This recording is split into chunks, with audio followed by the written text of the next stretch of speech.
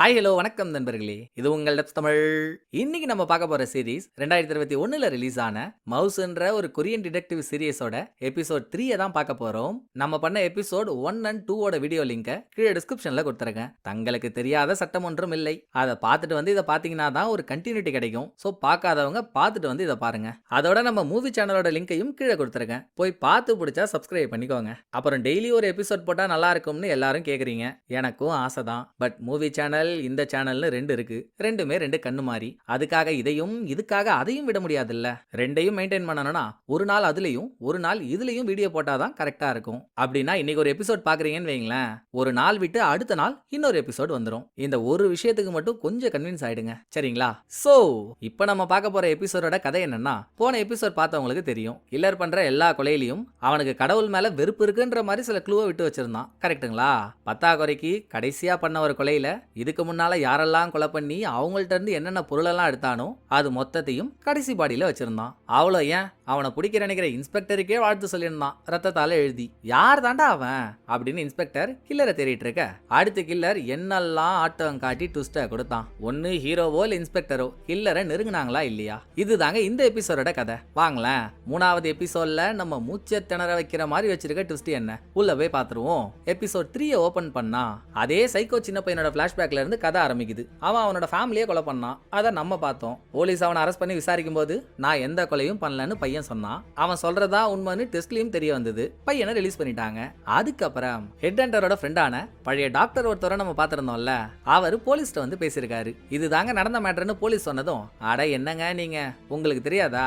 பொதுவா இந்த சைக்கோஸ்க்கெல்லாம் அவங்க சொல்றது உண்மையா பொய்யான்னு டெஸ்ட் எடுக்கிறப்போ அவங்க என்ன நினைக்கிறாங்களோ அதை மிஷினையே நம்ப வச்சு அந்த டெஸ்ட்ல பாஸ் பண்ணிடுவாங்க அப்படின்னு பழைய டாக்டர் சொல்லவே, அப்படின்னா அந்த பையனை சைக்கோன்னு சொல்றீங்களா இப்படின்னு போலீஸ் கேட்டா, நான் அந்த பையனை சைக்கோன்னு சொல்லல, பொதுவா சைக்கோஸ் இப்படிதான் இருப்பாங்கன்னு ஒரு கருத்தை சொல்றேன் அப்படின்னு பேசிட்டு ஸ்டேஷனை விட்டு வெளியே வந்த டாக்டர், இதே மாதிரி அந்த பையன் ஸ்டேஷனை விட்டு வெளியே வந்தான்ல, ஸ்டேஷன்ல இருந்து பார்க்கும்போது தூரத்துல ஒரு சிலுவை இருக்கு. அதை இங்க நின்று அந்த பையன் பார்த்துட்டு இருக்க மாதிரியே பழைய டாக்டருக்கு ஒரு இமேஜினேஷன். இங்க சீனை கட் பண்ணிட்டு பிரசன்ட்டுக்கு வந்தா, ஒரு பக்கம் திராட்சை தோட்டத்துல கிடைச்ச 4th விக்டிமோட பாடியை போலீஸ் எடுத்துட்டு போறாங்க. கில்லர் இன்ஸ்பெக்டருக்காக எழுதி வச்சிருக்கிறத இன்ஸ்பெக்டர் பார்த்துட்டு, என்கிட்டயே நக்கல் பண்றியா, புடிக்கிறேன்டா புடலங்கா, புடிக்கிறேன்டா ஒன்ன அப்படின்னு காண்டாக. இன்னொரு பக்கம் பழைய டாக்டர் 15 வருஷத்துக்கு அப்புறம், சாரி ஹெட் ஹண்டர் மாட்டி 25 வருஷம் ஆகுதுல்ல, 25 வருஷத்துக்கு அப்புறம் இன்னைக்கு தான் முதல் முறையா தோஸ்தியை மீட் பண்றாரு. தோஸ்திக்கு பழைய டாக்டரை பார்த்ததும் படா ஷாக்கு, இந்த ஆள் எங்கடா இங்கன்னு. அதோட தோஸ்தி வீட்டுல ஒரு நாயையும் வளர்க்குறாங்க. என்ன, அந்த நாயால சரியா நடக்க முடியல, பின்கால் ரெண்டையும் தாங்கி தாங்கி தான் நடக்குது. எப்படியோ ஓல்டு டாக்டர் பார்க்க வந்துட்டாரு. அவரை உள்ள கூப்பிட்டு உட்கார வச்சு பேசணும்ல. சோ அவரை உள்ள கூப்பிட்டு, சொல்லுங்க ஓல்டு டாக்டர், என்ன விஷயமா வந்தீங்கன்னு தோஸ்தி கேட்கறப்போ, இவர் எதர்ச்சியா வீட்டுல இருந்த ஒரு போட்டோவை பார்க்க, போன எபிசோட்ல புது டாக்டர்னு ஒருத்தவனை காட்டியிருந்தாங்கல்ல, ஞாபகம் இருக்குல்ல உங்களுக்கு? கடைசியா ஜெயில இருக்க ஹெட் ஹண்டர் கூட ஜெயிலுக்கு அவனை கூப்பிட்டு, நீதான் என்னோட பையன்னு சொன்னானே, உண்மையாவே அவன் ஹெட் ஹண்டர் தோஸ்திக்கு பிறந்த பையன் தான் போலங்க. தோஸ்தியும் புது டாக்டரும் சேர்ந்து எடுத்த போட்டோ வீட்டுல இருக்கு. அவன் தான் அவன் பையனான ஓல்டு டாக்டர் கேட்டு கன்ஃபார்ம் பண்ணிட்டு, அது சரிமா, ஏன் இந்த நாயோட நிலைமை இப்படி இருக்குன்னு என்கொயரி பண்ணதும் தோஸ்திக்கு ஒரு சின்ன சர்க்கிள் இருந்தும், அது இந்த நாய் சாக கிடந்துச்சுங்க, என் பையன் தான் நாயை காப்பாத்தி கொண்டு வந்தான் அப்படின்னு லைட்டா மழுப்பிட்டு, சரிமா ஒரு இன்டர்வியூக்காக கொரியாவுக்கு வந்தேன், அப்படியே வேற ஒரு விஷயத்தையும் பார்க்க வேண்டியதா இருந்துச்சு, நான் கிளம்பட்டுமா அப்படின்னு டாக்டர் எழுந்ததும், நீங்க நினைச்சது தப்பு டாக்டர்னு தோஸ்தி என்னத்தையோ சொல்றா. ஆனா அது என்னன்னு காட்டாமலே இந்த பக்கம் இன்ஸ்பெக்டர் இருக்க அந்த 4வது கிரைம் சீனுக்கு வந்தா, கிரைம் சீன்ல ஒரு காஃபி பவுடர் பாக்கெட் இருக்கிறத இன்ஸ்பெக்டர் பார்க்க, 4th விக்டிமோட பாடி எடுத்துட்டு போனாங்க இல்லையா, கில்லர் அந்த பொண்ணோட பாடியில தான் அந்த காஃபி பாக்கெட்டை வச்சிருந்திருப்பான். பாடியை தூக்குறப்போ கீழே விழுந்துட்டு இருக்கு. இப்ப இன்ஸ்பெக்டர் அதை எவிடன்ஸா எடுத்து வச்சுக்க, அடுத்து புது டாக்டர் வேலை செய்யற ஹாஸ்பிட்டலுக்கு ஓல்டு டாக்டர் புது டாக்டரை பார்க்க வராரு. அந்த டைம் யாரோ ஒருத்தவங்க அடிபட்டு ஹாஸ்பிட்டலுக்கு வந்திருக்காங்க. புது டாக்டர் ரொம்ப சீரியஸா ட்ரீட்மெண்ட் பார்த்துட்டு இருக்கான். அடிபட்டு இருக்கிறது ஒரு கேங்ஸ்டர். சோ அந்த கேங்ஸ்டரோட ஆளுங்கெல்லாம், மாவனே என் பாச மட்டும் நீ காப்பாத்தல, உன்னை குத்தி கிழிச்சிடுவான்னு புது டாக்டர் கிட்ட கத்திய காட்டி, அவன் வயிற்றுக்கிட்டே கத்திய வச்சதும், ஏண்டா டேய், நல்லா கடவுள் கடுப்புல படைச்ச காக்ரோச் மாதிரி இருந்துகிட்டு, ஏன் கத்தி நீ குத்துனா மட்டும்தான் குத்துமா, நாங்க குத்துனாலாம் குத்தாதா அப்படின்னு கேங்ஸ்டர் கழுத்திலேயே கத்திய வச்ச புது டாக்டர், நீ என் ஒரு ஆளை தான் குத்துவ, ஆனா நான் உன்னையும் குத்துவேன், தோ பத்திரிக்கானே உன் பாஸ் அவனையும் குத்துவேன், ஒன்ன மாதிரிலாம் இல்லடா, எங்க குத்துனா ரத்தம் அருவியா கொட்டுன்னு உன்னை விட எனக்கு நல்லா தெரியும், பாக்குறியா அருவியா அப்படின்னு புது டாக்டர் கண்ணாலேயே மிரட்டுறான். நடந்த எல்லாத்தையும் ஓல்டு டாக்டரும் ஒளிஞ்சிருந்து பாக்குறாரு. இது நடந்துட்டு இருக்கும் போதே போன எபிசோட்ல ரிப்போர்ட்டர் ஒருத்திய பார்த்தோம்ல, அவ சூசைடுக்கு ட்ரை பண்ண ஃபர்ஸ்ட் விக்டிமோட அம்மாவை தூக்கிட்டு ஹாஸ்பிட்டல் வரா. இந்த அம்மா போன எபிசோட்லயே தற்கொலைக்கு முயற்சி பண்ணுச்சு, ஆனா காப்பாத்தியாச்சு. மறுபடியும் இப்போ அது என்னவோங்க, ரிப்போர்ட்டர் யாரையோ குறிட்டு வந்துட்டானதும் புது டாக்டர் ஓடி போய் அவசரமா ட்ரீட்மெண்ட் பாக்குறான். அதுக்குள்ள விஷயம் கேள்விப்பட்டு இன்ஸ்பெக்டரும் ஹாஸ்பிட்டலுக்கு வந்துடுறாரு. இன்னமும் ஓல்டு டாக்டர் அங்கேதான் இருக்காரு. இவர் தோஸ்தி கிட்ட சொன்னாரு பாருங்க, ஒரு இன்டர்வியூக்காக கொரியாவுக்கு வந்தான்னு. அவரை இன்டர்வியூ எடுத்ததே ரிப்போர்ட்டர் தான். சோ இவன் என்ன பண்றாங்கன்னு அவர் பார்த்துட்டு இருக்க, புது டாக்டர் இந்த தடவையும் ஃபர்ஸ்ட் விக்டிமோட அம்மாவை காப்பாத்திட்டான். அதை சொல்றதுக்கு வெளியே வரும்போது இன்ஸ்பெக்டரும் ரிப்போர்ட்டரும் பக்கத்துல உட்காந்துருக்காங்களா. பார்த்ததும் இவனுக்கு ஒரு சின்ன ஜர்க்கு. ஏனோ அப்படியே கிட்ட வந்து, இப்ப அவங்கள காப்பாத்திட்டோமா, ஆனா அவங்க தற்கொலை பண்றதையே வாடிக்கையா வச்சிருக்காங்க, இப்படியே போச்சுன்னா கஷ்டம் பாத்துக்கோங்கன்னு சொல்லிட்டு புது டாக்டர் போயிடுறான். ஃபர்ஸ்ட் விக்டிமோட அம்மா தற்கொலை பண்ணிக்கிட்டதுக்கு ரிப்போர்ட்டர் ஏன் கத்தி கதறி அழுகுறான்னா, அங்க ஒரு ட்விஸ்டுங்க. ஃபர்ஸ்ட் எபிசோட் ஆரம்பிக்கும் போதே கொற்ற பணியில ஒரு பொண்ணு அவ வீட்டை விட்டு கொஞ்சம் தூரம் தள்ளி டாக்ஸில வந்து இறங்கினா. அப்ப அங்க வந்த ஒரு சின்ன பொண்ணு, என் அப்பா ஓட்டிட்டு வந்த கார் ஆக்சிடென்ட் ஆயிடுச்சு, கொஞ்சம் வந்து என்னன்னு பாருங்கன்னு இவளை கூட்டிட்டு போய் காருக்குள்ள உட்கார்ந்து இருந்தவன் அந்த பொண்ணை கண்டம் பண்ணானே. அவளை கூட்டிட்டு போன சின்ன பொண்ணே இந்த ரிப்போர்ட்டர் தாங்க. ஆனா இவ விருப்பப்பட்டு எதையும் பண்ண மாதிரி தெரியல. கொலை நடந்ததுக்கு மறுநாளே அந்த பொண்ணு அவ அண்ணனுக்காக வாங்கி வச்சிருந்த பாக்ஸிங் கிளவுஸ் எல்லாம் வீட்டுக்காரங்களுக்கே தெரியாம வீட்டு வாசலுக்கு போய் டெலிவரி பண்ணது ரிப்போர்ட்டர் தான். சோ அதை நினைச்சு ரிப்போர்ட்டர் ஃபீல் பண்ணிட்டு இருக்க, அந்த பக்கம் இன்ஸ்பெக்டர் அவர் வீட்டுக்கு போகும்போது இவருக்கு யாரோ ஆசாசியா சாப்பாடெல்லாம் பண்ணி எடுத்துட்டு வந்து வச்சிருக்காங்க. பட் இன்ஸ்பெக்டருக்கு அதை பார்த்ததும் அப்படி ஒரு கோவம், சாப்பாடை தூக்கிட்டு மனுஷன் வெறியோட அங்க இருந்து கிளம்புறாரு. இதோட இன்னொரு பக்கம் ஹீரோவை காட்ட, ஹீரோ போன எபிசோட்ல நம்ம பார்த்த சர்ச் ஃபாதர் ரெண்டு பேரும் ஒரு இடத்துல நின்று பேசிட்டு இருக்கப்போ ஹீரோவுக்கு ஏதோ ஒரு வேலைன்னு ஒரு வீட்டுக்குள்ள போறாரு. அப்ப இங்க கிடுகிடுன்னு வந்த இன்ஸ்பெக்டர் சர்ச் ஃபாதருக்கு முன்னால சாப்பாட்டை தூக்கி அடிச்சிட்டு, நான் தான் உன் சங்காத்தமே வேணாம் தானே ஒதுங்கி இருக்கேன், யாரை கேட்டு என் வீட்டுக்கு அடிக்கடி வந்து சாப்பாடை வச்சிட்டு இருக்க நீ அப்படின்னு பொங்கறாரு. ஏன்றது நமக்கு இன்னொரு ஆச்சரியம். சர்ச் ஃபாதர் வேற யாரும் இல்ல, இன்ஸ்பெக்டரோட சொந்த அண்ணன். அதாவது 25 வருஷத்துக்கு முன்னால இன்ஸ்பெக்டரோட அண்ணனான சின்ன பையனை ஹெட் ஹண்டர் சராமரியா வெட்டினதுல அவனை ஹாஸ்பிட்டல் அட்மிட் பண்ணிருந்தாங்கல்ல, அந்த சின்ன பையன் தான் இவரு. பிளஸ் ஹெட் ஹண்டர் தாக்குனதுனால இவருக்கு கை கால் ரெண்டும் வரல, இன்னமும் தாங்கி தான் நடக்கிறாரு. அப்ப ஏதோ நடக்கூடாது நடந்து போச்சு, அதையே யோசிச்சு என்ன புண்ணியம், மறந்துட்டு அடுத்த வேலையை பார்ப்போம்னு இவர் ஃபாதர் ஆகி அப்பா அம்மாவை கொலை பண்ண ஹெட் ஹண்டரையே மன்னிச்சிட்டாரு. அதுதான் இன்ஸ்பெக்டருக்கு இவர் மேல கோவம். சோ இன்ஸ்பெக்டர் இவர்கிட்ட கத்திட்டு இருக்கப்போ வீட்டுக்குள்ள ஒரு நியூஸை பார்த்துட்டு அரக்க பறக்க ஓடி வந்த ஹீரோ, சார் நானே உங்களை பார்க்கலாம் தான் சார் நினைச்சேன், இந்த ஃபோர்த் விக்டிமோட பாடியில உங்களுக்கு ஒரு வாட்ச் கிடைச்சதா, அது என் ஃப்ரெண்டு ஜெயில் கார்டோட வாட்ச் சார் அப்படின்னு ஹீரோ ஒரு அதிர்ச்சியை கொடுக்க, பாடியில இருக்கிறது கார்டோட வாட்ச்னா வெளியே 4 கொலை பண்ணா அதே கில்லர் தானே ஜெயிலையும் கார்டை அடிச்சு அட்டாக் பண்ணிருக்கணும். பட் கார்டை ஹாஸ்பிட்டல் அட்மிட் பண்ணதுக்கு அப்புறம் நான் தான் அவனை அடிச்சேன்னு ஜெயில இருக்க வேற எவனோ ஒருத்தவன் சொன்னானே, பயபுள்ள போய் சொல்லிருக்கு. அவனை போய் மீட் பண்ண இன்ஸ்பெக்டர், ஏண்டா ஜெய்ப்பூர் ஜெயில் பறவை உன் வித்தையே எங்கள்கிட்டயே காட்டுறியா, ஹெட் ஹண்டர் கிட்ட நல்ல பேர் வாங்கணும்ன்றதுக்காக கார்டு ஹெட் ஹண்டர் கிட்ட ஒழுங்கா நடந்துக்கல, அதனால நான் தான் அவனை அடிச்சேன்னு எங்கள்கிட்ட போய் சொல்லியிருக்கேன். உன் நல்ல நேரம் நீ ஜெயிலுக்கு அந்த பக்கம் இருக்க, இந்த பக்கம் இருந்திருக்கணும், அப்ப தெரியும் போய் சொன்னதுக்கு உன் டப்பா எப்படியெல்லாம் டான்ஸ் ஆடி இருக்கும்னு அப்படின்னு அவனுக்கு ஒரு மிரட்டலை கொடுக்க, இந்த பக்கம் புது டாக்டருக்கு கால் பண்ண ஓல்டு டாக்டர், எனக்கு தெரியும்டா தம்பி, நீ தானே ஹெட் ஹண்டரோட பையன், உன்கிட்ட கொஞ்சம் பேசணும், நைட் இந்த இடத்துக்கு வரியான்னு. அதை சொல்லிட்டு அடுத்த 3 நிமிஷம் ஓல்டு டாக்டர் என்னமோ பேசிட்டு இருக்காரு, என்னன்னா நமக்கு காட்டல. திரும்ப இன்ஸ்பெக்டர் ஹீரோ இருக்க ஜெயிலுக்கு வந்தா, ஹீரோவோட மேஜிக் பாக்ஸ்ல அடிப்பட்ட கார்டு கிடைக்கும் போதே உடம்புல யூனிஃபார்ம் எதுவும் இல்லாம வெறும் அண்டர்வயர் போட்ட மேனிக்கு தானே கிடைச்சாரு. கில்லர் வெளியே இருந்து உள்ள வந்து தான் வேலையை பார்த்துட்டு போயிருக்கான். இதுக்கு முன்னால கில்லர் பண்ண எந்த கொலையிலுமே விக்டிம்ஸோட ட்ரெஸ் அவன் அவுக்கவே இல்ல. இதுல மட்டும் கார்டோட யூனிஃபார்மா அவுத்துருக்கான்னா அவன் மாட்டிக்கிற மாதிரி ஏதோ ஒரு எவிடன்ஸ் யூனிஃபார்ம்ல இருந்திருக்கணும். கில்லர் வெளியே இருந்து உள்ள வந்து தான் வேலையை பார்த்துட்டு போயிருக்கான். போகும்போது யூனிஃபார்மையும் சரி அவன் கார்டை குத்தின கத்தியான மர்டர் வெப்பனையும் சரி கையோட எடுத்துட்டு போயிருப்பான்னு யோசிச்சாலும் சாத்தியமே இல்ல. ஏன்னா ஜெயிலுக்கு உள்ள வந்த விசிட்டர் எல்லாரையும் திரும்ப வெளியே போகும்போது தரவா செக் பண்ணி தான் அனுப்புவாங்க. அப்படி பார்த்தா யூனிஃபார்மும் மர்டர் வெப்பனும் ஜெயிலுக்குள்ள தான் எங்கேயோ இருக்கணும். சோ இன்ஸ்பெக்டர் அவரோட ஆளுங்கள்ட்ட ஜெயில டாப் டு பாட்டம் தேட சொல்லிட்டு ஹீரோ கிட்ட இருந்து விசாரணை ஆரம்பிக்கிறாரு. ஹீரோ பண்ண மேஜிக் ஷோல தானே பிரச்சனையே ஸ்டார்ட் ஆச்சு.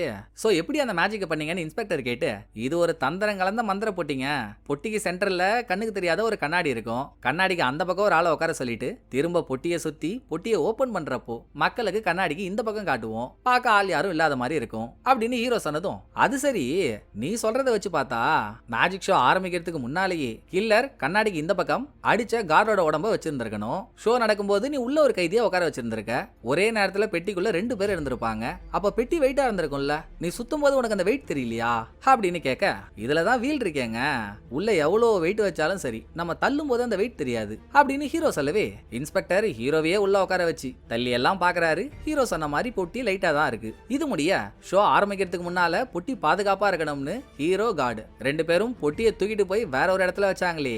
அங்க போக விசிட்டர்ஸ் எல்லாம் போயிட்டு வர ஒரு இடத்துல பொட்டியை ஓரமா வச்சிருந்திருக்காங்க. அங்க கேமராவும் இல்ல. பொட்டியை வச்சுட்டு ஹீரோ அவரோட டீம் எல்லாரும் ஒரு 30 நிமிஷம் சாப்பிட்டு காஃபி குடிக்க போயிட்டாங்க. அந்த கேப்ல என்ன நடந்துச்சுன்றது தான் மர்மமே. இன்ஸ்பெக்டர் போய் மீதி இருக்க சிசிடிவி ஃபுட்டேஜ் எல்லாம் செக் பண்றாரு. ஹீரோவோட சேர்த்து ஜெயிலுக்கு வந்த விசிட்டர்ஸ் 30 பேருமே அரை மணி நேரம் கேப்ல சாப்பிட்டு தான் வந்திருக்காங்க. மேஜிக் ஷோ நடக்கிற இடத்துல இருந்து கேண்டீனுக்கு போயிட்டு வரதுக்கு 20 நிமிஷம் ஆகும். இவங்க சாப்பிட்டது 30 நிமிஷம், மொத்தம் 50 நிமிஷம். இந்த டைமிங் போதாதா கில்லர் கார்டு அடிச்சு அந்த சிந்தல் ஆக்கிறதுக்கு? இன்ஸ்பெக்டர் அதை தெரிஞ்சுக்க இன்னொரு பக்கம் நைட் ஒரு இடத்துக்கு வா, உன்னை மீட் பண்ணணும்னு ஓல்டு டாக்டர் புது டாக்டரை கூப்பிட்டாரு இல்ல.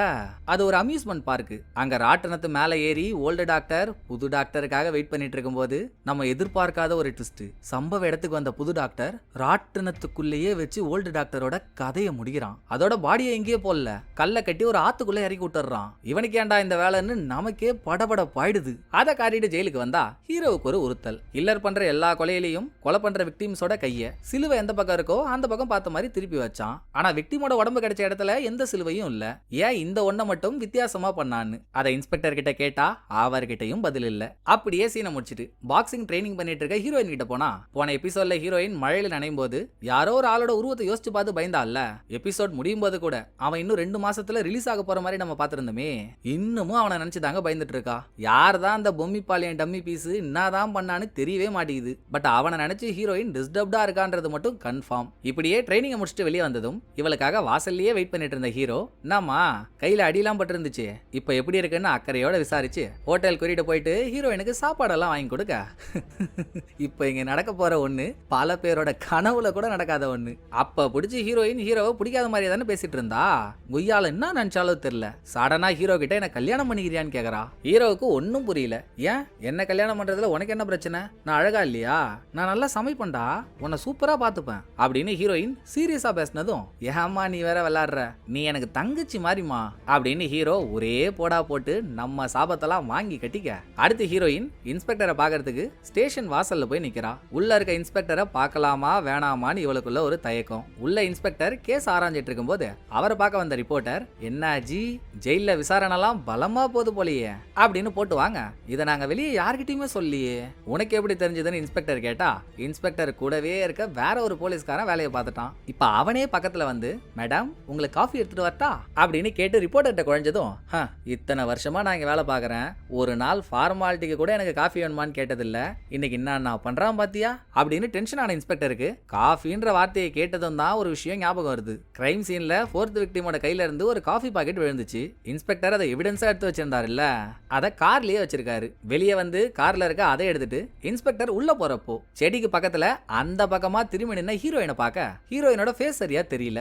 யாரோ எவ்வளவு நிக்கிறா போலன்னு சொல்லிட்டு இவர் உள்ள போயிடுறாரு. ஸ்டேஷனுக்குள்ள இவரோட டேபிளுக்கு பக்கத்துல திரும்பினா ஒரு 1000 ரூபாய் நோட்டை ஒட்டி வச்சிருக்காரு. அதை காட்டினதும் ஒரு பிளாஷ்பேக். இன்னும் 2 மாசத்துல ரிலீஸ் ஆக போற யாரையோ நினைச்சு ஹீரோயின் அடிக்கடி பயப்படுறா.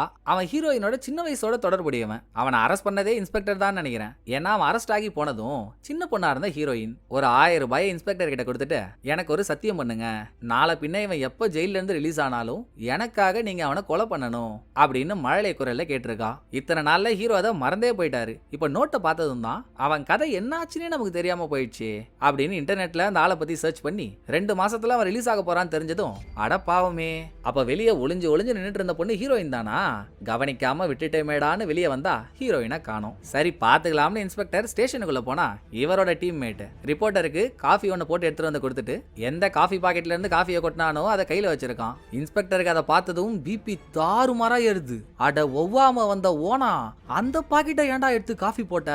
அது 4th விக்டிமோட கையில இருந்து விழுந்த காஃபி பாக்கெட்ரா, டேய் ஏன்டா இப்படி பண்ற அப்படின்னு இடமே கலைபரம் ஆகுது. இதோட எவிடன்ஸா எடுத்துட்டு வந்த விஷயத்த இவ்வளவு கிழுத்தரமா பண்ணிட்டாங்கன்னு தெரிஞ்சுட்டா நாளைக்கு அது பெரிய பிரச்சனை ஆயிடும். ஏன் ஹீரோ டீம்மேட் அவங்களுக்கு வேலையே போனாலும் போலாம். சோ முடிஞ்ச அளவு இந்த விஷயத்த வெளியே தெரியாம பாத்துக்குவாங்க. ரெண்டாவது யாரு, ஐயோ ரிப்போர்ட்டர் இருக்கால, அவளும் தானே சம்பவ இடத்துல இருந்தா, தயவு செஞ்சு அவகிட்ட போய் சொல்லிடு, இதை வெளியே யாருக்கிட்டையும் சொல்ல வேணான்னு, புரியுது இல்ல அப்படின்னு சீஃப் இன்ஸ்பெக்டர் கூட அட்வைஸ் எல்லாம் போட அந்நேரம் பார்த்து கார்டோட கேஸ் விஷயமா விசாரிக்க சர்ச் ஃபாதர் ஸ்டேஷன் கூட்டிட்டு வந்திருக்காங்க. பேசி முடிச்சுட்டு அவர் எழுந்திருக்கிறப்போ லைட்டா ஸ்லிப் ஆயிடுறாரு. என்னதான் அண்ணன் மேல பாசம் இல்லாத மாதிரி இன்ஸ்பெக்டர் வெளிவேஷம் போட்டாலும் உள்ளுக்குள்ள பாசம் கரைபுரண்டு ஓடுது. அண்ணன் ஸ்லிப் ஆனதுமே இவர் அப்படியே தாங்கி பிடிக்கிறதுக்கு ஏஞ்சிக்கிறாரு. பிடிக்கிறதுக்கு அங்க ஏற்கனவே நிறைய பேர் இருக்காங்க. பேசிட்டு ஃபாதர் போயிடுறாரா.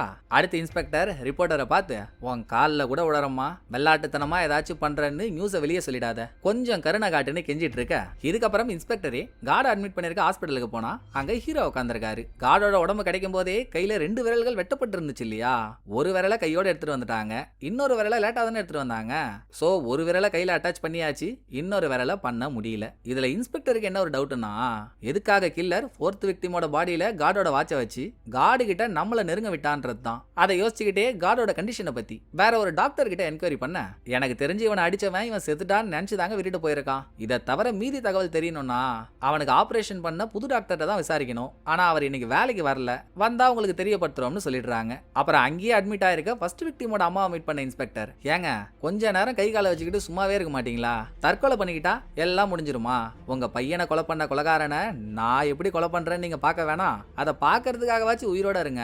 இனிமேல் நீங்க தற்கொலைக்கு முயற்சி பண்ணீங்கன்னா அவன் என் கையில கிடைச்சாலும் நான் அவனை எதுவுமே பண்ண மாட்டேன் அப்படின்னு அவங்களையும் பேசியே தைரியப்படுத்த, இன்னொரு பக்கம் ஹீரோயினோட ஸ்கூல்ல கூட படிக்கிற பசங்கள்லாம் 2 மாசத்துக்கு அப்புறம் ரிலீஸ் ஆக போற அந்த டம்மி பீஸை பத்தியே பேசி ஹீரோயினை வெறுப்பேத்துறாங்க. கோவத்தோட ஹீரோயின் வீட்டுக்கு வரப்போ ஹீரோ இவளுக்காக குருவி ஒன்ன கூண்டுல வச்சு கிஃப்டா எடுத்துட்டு வந்து கொடுத்திருக்காரு. ஹீரோயினுக்கு அது பிடிக்குது, ஆனா பாட்டி முன்னால பிடிக்காத மாதிரி நடிச்சிட்டு அதுக்கப்புறம் ஹீரோவை பாக்குறதுக்கு ஹீரோ வீட்டுக்கே போனவ அங்க ஹீரோ குழந்தையா இருக்கும்போது ஹீரோவும் அவரோட அம்மாவும் சேர்ந்து எடுத்த போட்டோலாம் இருக்கு. பார்த்த மேனிக்கு, நீ எனக்காக குருவி எல்லாம் கொடுத்தல்ல, சோ சோ ஸ்வீட், பதிலுக்கு நான் ஏதாச்சும் பண்ணணுமா இல்லையா, அதான் உனக்காக சிக்கன் சமைச்சு எடுத்துட்டு வந்திருக்கேன், சும்மா ஒரு வாய் சாப்பிட்டேன் அப்படின்னு ஸ்பூன்ல ஒரு வாயை ஊட்டுறா.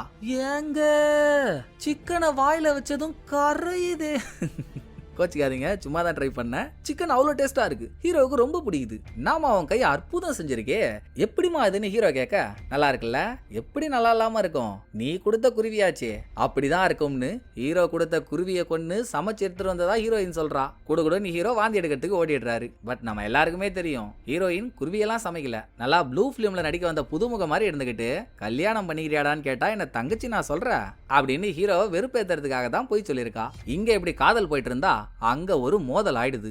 எந்த விஷயம் வெளியே தெரிஞ்சிடக்கூடாதுன்னு நினைச்சாங்களோ, அதான் கிரைம் சீன்ல இருந்து எடுத்த காஃபி பாக்கெட்டை காஃபி போட்டு குடிச்சாங்களே, வெளியே தெரியக்கூடாதுன்னு நினைச்ச அந்த விஷயம் இப்ப நியூஸ்ல ஓடிட்டு இருக்கு. போலீஸ் டிபார்ட்மெண்ட்டையே கழுவி கழுவி ஊத்துறாங்க. கண்டிப்பா ரிப்போர்ட்டர் தான் அதை சொல்லிருப்பான்னு எல்லாருமே நினைக்கிறாங்க. பட் சொல்றவங்க கிட்ட ரிப்போர்ட்டருக்கு சப்போர்ட் பண்ண இன்ஸ்பெக்டர் உண்மையாவே அவளா சொல்லிருப்பா, கேட்டே ஆகணும்டா இதுன்னு எத்தனையோ தடவை போன் பண்ணியும் அவ எடுக்கவே இல்ல. சரி நேராவே போய் அவளை பாத்துருவோம் அப்படின்னு இன்ஸ்பெக்டர் ரிப்போர்ட்டரோட வீட்டு வாசலுக்கு வர, நம்ம நம்பவே மாட்டோம். அங்க என்ன நடக்குது தெரியுங்களா, புது டாக்டர் இருக்கானே, ஆல்ரெடி ரிப்போர்ட்டருக்காக வீட்டு வாசல்லே வெயிட் பண்ணிட்டு இருந்தவன் ரிப்போர்ட்டர் வந்ததும் ஆசையா கட்டி பிடிக்கிறான். ரிப்போர்ட்டரும் ஒண்ணுமே சொல்லல.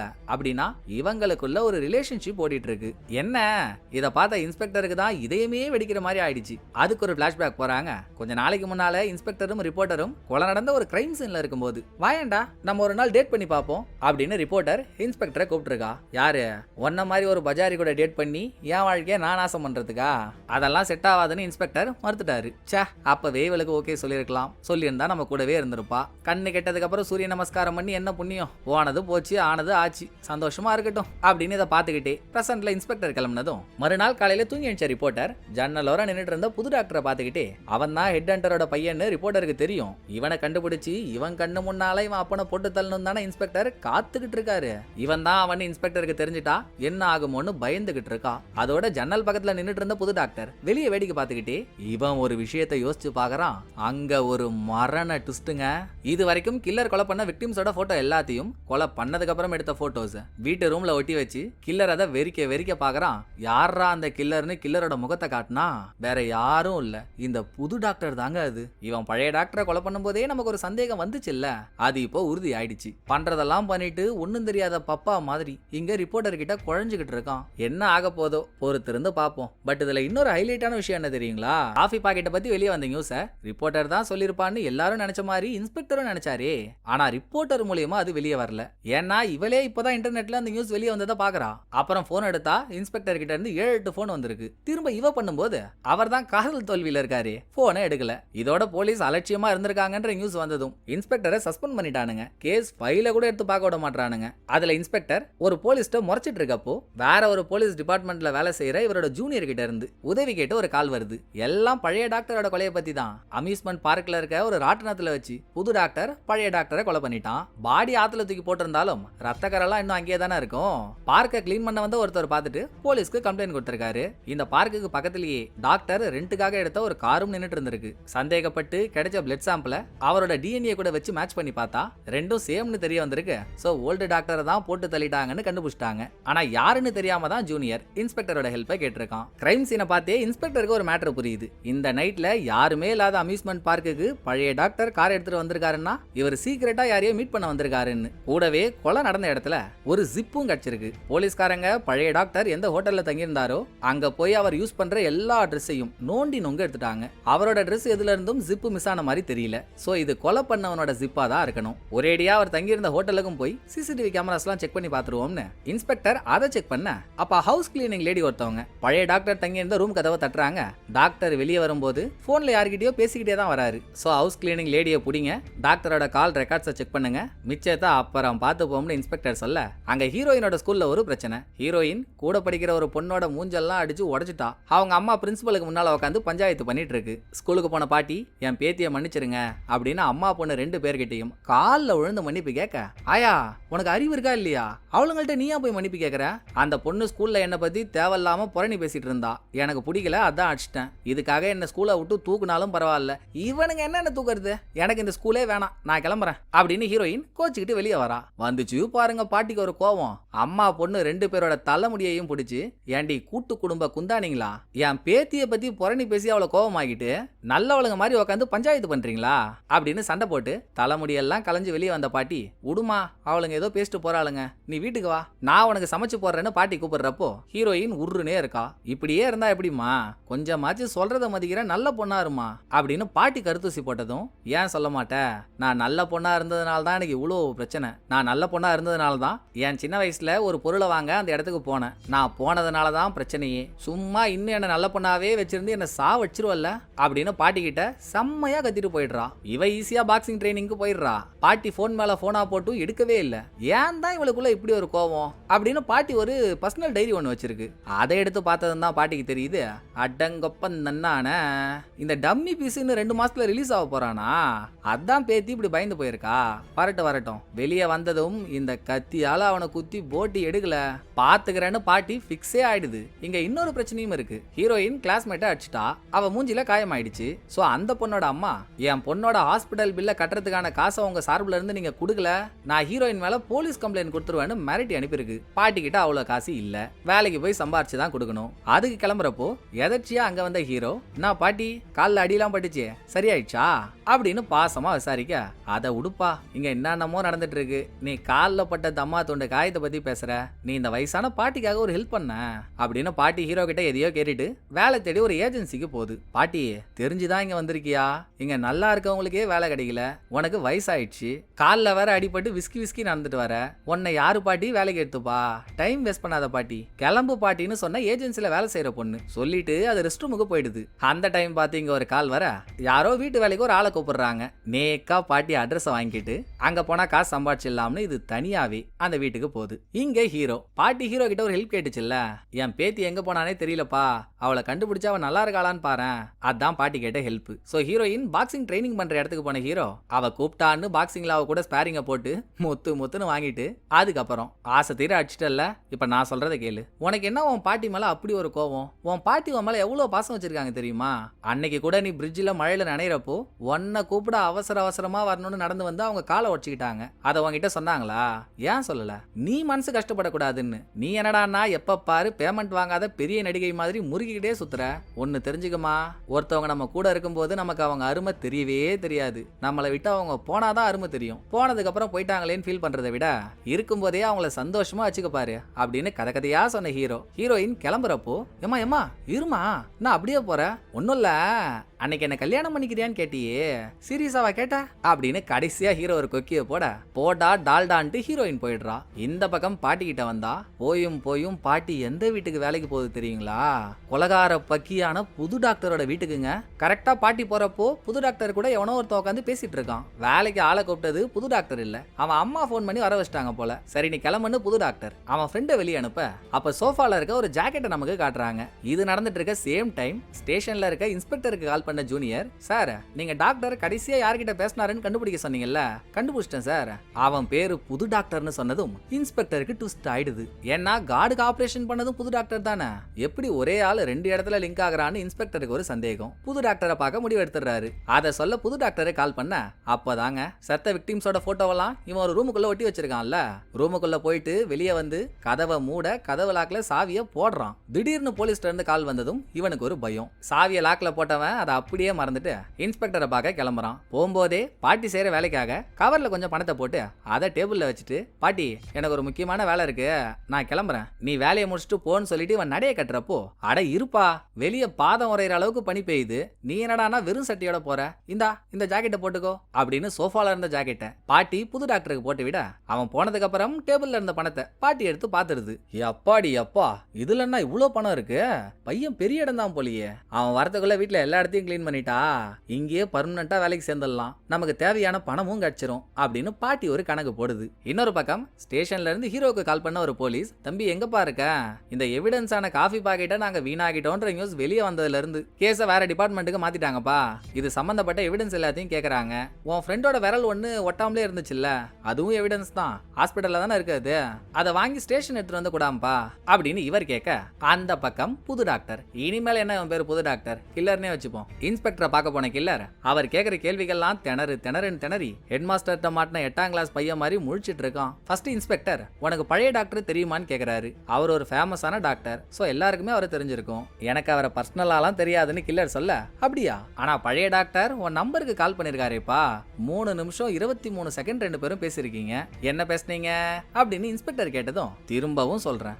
அவர் எனக்கு கால் பண்ணாருன்றதுக்காக அது எனக்கு வந்த கால்னு அவசியம் இல்ல, எனக்கு ஒரு கால் வந்துச்சு, நான் கட் பண்ணேன், கால் கட் ஆகல போல லைன்லயே இருந்திருக்கு, மிச்சபடி எனக்கு வேற எதுவும் தெரியாதுன்னு சொல்லிட்டு கில்லர் கிளம்ப பார்க்க, ஆமாம்பா திங்கக்கிழமை நான் உன்னை மீட் பண்ண ஹாஸ்பிட்டலுக்கு வந்தேன், நீ வரலன்னு சொல்லிட்டாங்க, சனிக்கிழமை நைட்டும் திங்கக்கிழமையும் எங்க இருந்தேன்னு சொல்ல முடியுமா அப்படின்னு இன்ஸ்பெக்டர் அடுத்த கேள்வியை தூக்கி போட்டதும், நான் என் ஃப்ரெண்டு வீட்டுல இருந்தேங்க, அவன் யாருன்னு பேரை கூட எழுதி கொடுக்குறேன் அப்படின்னு கில்லர் இன்ஸ்பெக்டரோட டைரியில ஒரு பேரை எழுதிட்டு இருக்கப்போ சடனா பக்கத்து டேபிள்ல இருக்க ஒரு சாவியை பாக்குறான். அதுக்கப்புறம் தான் இவனுக்கு ஞாபகம் வருது, ஐயோ போலீஸ் கால் பண்ணாங்கன்ற பயத்துல ரூம் சாவியை அங்கே விட்டு வந்துட்டோமே அப்படின்னு பேரை எழுதி கொடுத்துட்டு அரக்க பறக்க ஓடுறான். அந்த பக்கம் ஸ்டேஷன்ல கேட்ட மாதிரி விரல வாங்க ஹாஸ்பிட்டலுக்கு போன ஹீரோ கார்டோட விரல வாங்க அங்க ஒரு ட்விஸ்ட். இப்ப ஹீரோ வாங்கி இருக்கிறது கார்டோட விரலே இல்ல. போன வாரம் தான் ஹீரோவும் கார்டும் ஃபிஷிங் பண்ண ஒரு இடத்துக்கு போனாங்க. அப்ப மீன் கொக்கி கார்டோட நடுவரல்ல மாட்டி காயமாயிட்டு இருக்கு. சோ இப்ப வாங்கி இருக்க விரல்லையும் அந்த காயம் இருக்கணும்ல, காயம் இல்ல. அப்படின்னா இது வேற யாரோ ஒருத்தவங்களோட விரல். அந்நேரம் பார்த்து இன்ஸ்பெக்டரும் ஹாஸ்பிட்டலுக்கு வந்ததும் ஹீரோ இன்ஸ்பெக்டர் கிட்ட மேட்டர் சொல்ல, இந்த கில்லர் தான் காரியக்கார கம்யூனிட்டி ஆச்சு. 4th விக்டிமோட பாடியில யார் யாரோட பொருள் எல்லாம் வச்சிருந்தானோ ஒன்னு அவங்கள கொலை பண்ணிட்டான், இல்ல காயப்படுத்திட்டான். அப்படி 4th விக்டிமோட கையில காஃபி பாக்கெட்டை வச்சிருக்கான்னா அதுக்கு சம்பந்தப்பட்ட யாரோ ஒருத்தவங்கள கொலை பண்ணிருக்கான்னு தானே அர்த்தம். பண்ணிருக்காங்க. எங்கேயோ ஒரு டெட் பாடியை காட்டுறாங்க. டெட் பாடியை சுத்தி காஃபி பாக்கெட்டா இருக்கு. அதை இன்னும் போலீஸ் கண்டுபிடிக்கல, விட்டுருவோம். இங்க வேற யாரோ ஒருத்தவங்களோட விரல் இருக்குன்னா அப்ப கார்டோட கையில இருந்து கட் பண்ணப்பட்ட விரல் இன்னமும் ஜெயில தானே இருக்கணும். கண்டுபிடிக்க 2 பேரும் ஜெயிலுக்கு ஓடுறாங்க. இதுக்குள்ள வீட்டுல வேலை செஞ்சுட்டு இருந்தா பாட்டி வீட்டுல எல்லா இடத்தையும் கிளீன் பண்ணாதான் நல்ல பேர் வாங்க முடியும்னு நினைச்சிடுச்சுல்ல. கில்லர் டோர் லாக்ல விட்டுட்டு வந்த சாவி பாட்டி கண்ணில் மாட்டிக்குதுங்க. அந்த ரூமையும் கிளீன் பண்ணிடலாம்னு பாட்டி ரூமுக்குள்ள போகுது. இங்க சீனை கட் பண்ணா கில்லர் டாப் ஸ்பீட்ல வீட்டுக்கு ஓடி வரான். பாட்டி மூஞ்சில அப்படி ஒரு பதட்டம். இதுக்கு முன்னாலலாம் பாட்டி கில்லர் கிட்ட சிரிச்சு சிரிச்சு பேசிட்டு இருந்துச்சு. இப்ப அந்த சிரிப்பையே காணமே.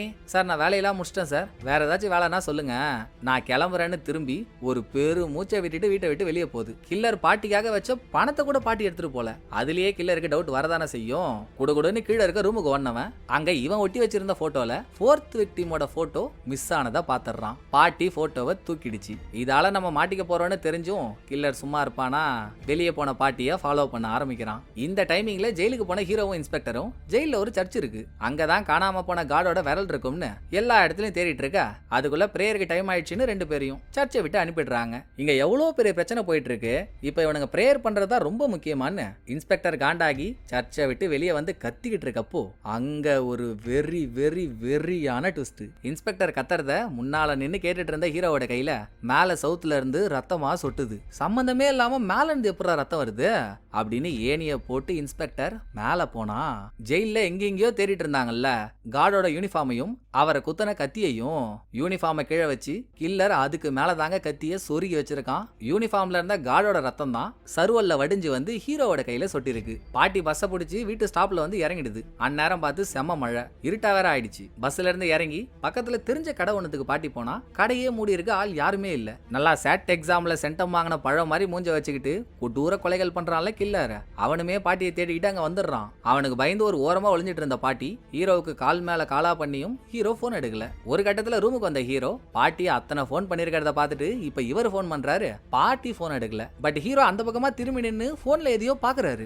எதை பார்த்தாரோங்க, அடுத்த செகண்டே கால்ல சக்கரம் கட்டின மாதிரி ஓடின ஹீரோ பாட்டி எந்த கடைக்கு போய் ஆளை தேடிச்சோ நேரா அங்கதான் போறாரு. பட் அங்க யாரையுமே காணோம். அங்க இருந்து பாட்டிக்கு போன் பண்ணிக்கிட்டே ஒரு இடமா பாட்டியை தேடி போறப்போ ஒரு பாழடைஞ்ச இடத்துல பாட்டியோட போன் ரிங் ஆகுது. உள்ள போய் எட்டி பார்த்தா பாட்டி ரத்த வெள்ளத்துல மிதந்து செத்து போய் கிடக்கு. கரெக்டா ஹீரோ பாட்டியை பாக்குற டைம் பாட்டியை கொலை பண்ண கில்லரும் அங்க வரான். அப்புறம் என்ன, சேசிங் தான். கில்லர் ஓட ஹீரோ பின்னாலேயே துரத்த இதுக்கு நடுவுல நடந்தது எதுவுமே தெரியாம மழைக்காக பயந்துகிட்டு ஹீரோயின் எங்கேயோ ஒரு ஓரமா உட்காந்து அழுதுகிட்டு இருக்கா. மழை ஓவரா பெய்யறதுனால ஹீரோ கில்லர் ரெண்டு பேருமே ரெயின் கோட் போட்டிருக்காங்க. அதுல ஹீரோவுக்கு இல்ல, நமக்கே கில்லரோட மூஞ்சி தெரியலனா பாத்துக்கோங்களேன். எப்படியோ கில்லரை தேடி துரத்தி புடிச்சிடலாம்னு ஹீரோ முயற்சி பண்ணியும் முடியல. அவன் ரோட்டை கிராஸ் பண்றான். பின்னால ஹீரோவும் ரோட கிராஸ் பண்றப்போ ஒரு கார் வந்து இவரை அடிச்சு தூக்கிடுது. ஆக்சிடென்ட் நடந்து மயக்கமாக போற நிலைமையில இருந்த ஹீரோ இவரை சுத்தி நிக்கிற கூட்டத்தோட கூட்டமா கில்லரும் வந்து நிக்கிறத பாக்குறாரு. அவன் முகத்தை பாக்குறதுக்கு முன்னாலேயே ஹீரோ மயக்கமாகறாரு. அதோட எபிசோட முடிகிறாங்க. இப்பதான் சீரீஸ் சூடு பிடிச்சிருக்குல்ல. இதுவுமே சும்மா ஜுஜிபி தாங்க. இன்னும் பல்லானதெல்லாம் வெயிட்டிங்ல இருக்கு. நீங்க அடுத்த எபிசோட பார்க்க வெயிட் பண்ற மாதிரி நானும் உங்களுக்கு கதையை சொல்ல வெறித்தனமான வெயிட்டிங்ல இருக்கேன். சீக்கிரம் பாத்துருவோம். சோ இந்த எபிசோடு உங்களுக்கு பிடிச்சிருக்கோன்னு நம்புறேன். அடுத்த ஒரு நல்ல எபிசோட்ல வந்து நான் உங்களை மீட் பண்றேன். இந்த வீடியோ உங்களுக்கு பிடிச்சிருந்தா லைக் பண்ணிடுங்க. எப்படி பண்ணிருக்கேன்றத மறக்காம கமெண்ட்ல சொல்லிடுங்க. தேங்க்யூ. டாடா பாய்.